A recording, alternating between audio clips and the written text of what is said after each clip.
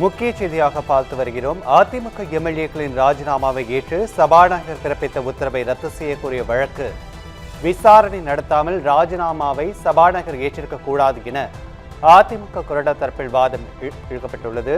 சுய விருப்பத்தின்படிதான் ராஜினாமா செய்தார்களா என அவர்கள் கேள்வி எழுப்பியிருக்கிறார்கள். அதிமுக எம்எல்ஏக்கள் சுய விருப்பத்தின்படிதான் பதவிகளை ராஜினாமா செய்தார்களா என விசாரணை நடத்தவில்லை என கேள்வி எழுப்பப்பட்டிருக்கிறது. அதிமுக கொறடா தரப்பில் உயர்நீதிமன்றத்தில் இந்த கேள்வி எழுப்பப்பட்டிருக்கிறது.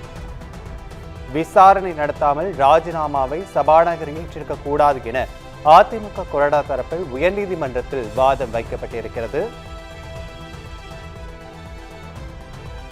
அதிமுக எம்எல்ஏக்களின் ராஜினாமாவை ஏற்று சபாநாயகர் பிறப்பித்த உத்தரவை ரத்து செய்யக்கூடிய வழக்கில் சுய விருப்பத்தின்படிதான் ராஜினாமா செய்தார்களா என்ற சபாநாயகர் விசாரணை நடத்தாமல் அதிமுக எம்எல்ஏக்களின் ராஜினாமாவை ஏற்றிருக்க கூடாது என அதிமுக கொறடா உயர்நீதிமன்றத்தில் தனது தரப்பிற்கான வாதத்தை முன்வைத்திருக்கிறார். அதிமுக எம்எல்ஏக்கள் மரகதம் குமரவேல், ஜெயக்குமார் ஆகிய உள்ளிட்டோர் ராஜினாமா செய்திருந்த நிலையில் அந்த ராஜினாமாவை சபாநாயகர் ஏற்றிருக்க கூடாது என அதிமுக கொறடா அக்ரி கிருஷ்ணமூர்த்தி தரப்பு வாதங்கள் முடிவடையாததால் வழக்கு விசாரணை ஆகஸ்ட் 17ஆம் தேதிக்கு ஒத்திவைக்கப்பட்டிருக்கிறது. அதிமுக எம்எல்ஏக்களின் ராஜினாமாவை விசாரணை நடத்தாமல் சபாநாயகர் ஏற்றிருக்க கூடாது என அதிமுக கொறடா தரப்பில் உயர்நீதிமன்றத்தில் வாதம் முன்வைக்கப்பட்டிருக்கிறது.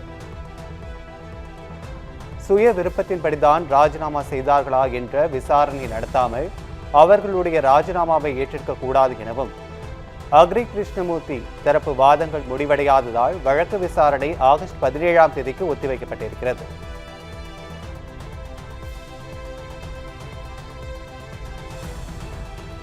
மனுவில் சபாநாயகருக்கு எதிராக குற்றச்சாட்டுகள் கூறப்பட்டுள்ளதால் அதற்கு அவர் பதிலளித்திருக்க வேண்டும் எனவும் அதிமுக கொறடா தரப்பில் வாதம் முன்வைக்கப்பட்டிருக்கிறது.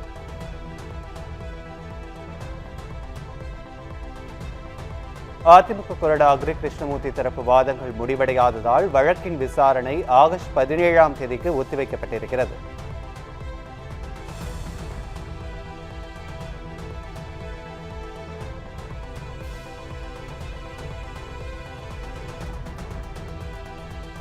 அதிமுக எம்எல்ஏக்கள் சுய விருப்பத்தின்படிதான் ராஜினாமா செய்தார்களா என விசாரணை நடத்தவில்லை என அதிமுக கொறடா தரப்பில் வாதம் முன்வைக்கப்பட்டிருக்கிறது. இது குறித்த கூடுதல் விவரங்களை வழங்குவதற்காக எமது செய்தியாளர் சரவணன் இணைப்பில் இணைகிறார். வணக்கம் சரவணன், வழக்கின் விவரங்கள் என்ன? நிச்சயமாக ராஜேஷ், அதிமுக எம்எல்ஏக்கள் சுய விவரங்கள்படிதான் பதவிகளை ராஜினாமா செய்யவில்லை என விசாரணையில் நடத்தாமல் ராஜினாமாவை சபாநாயகர் ஏற்கக்கூடாது என அதிமுக கொறடா தரப்பில் சென்னை உயர்நீதிமன்றத்தில் விவாதிக்கப்பட்டது. கட்சியின் தகவல் நடவடிக்கை நிலுவையில் உள்ள நிலையில் அதிமுக எம்எல்ஏக்கள் ராஜினாமாவை ஏற்று சபாநாயகர் பிறப்பிக்க உத்தரவை ரத்து செய்ய வேண்டும் கோரிக்கையை அதிமுக கொறடா அக்னி கிருஷ்ணன் உள்ளிட்டோர் தாக்கல் செய்ய வழக்கில் தலைமை நீதிபதி விஸ்வன் அரவிந்த் மற்றும் நீதிபதி அருள் அமர் இறுதி விசாரணையில் நடத்த வேண்டும் என அதிமுக கொறடா அக்னி கிருஷ்ணமூர்த்தி தரப்பில் ஆஜராகாமல் மூர்த்தி வழக்கில்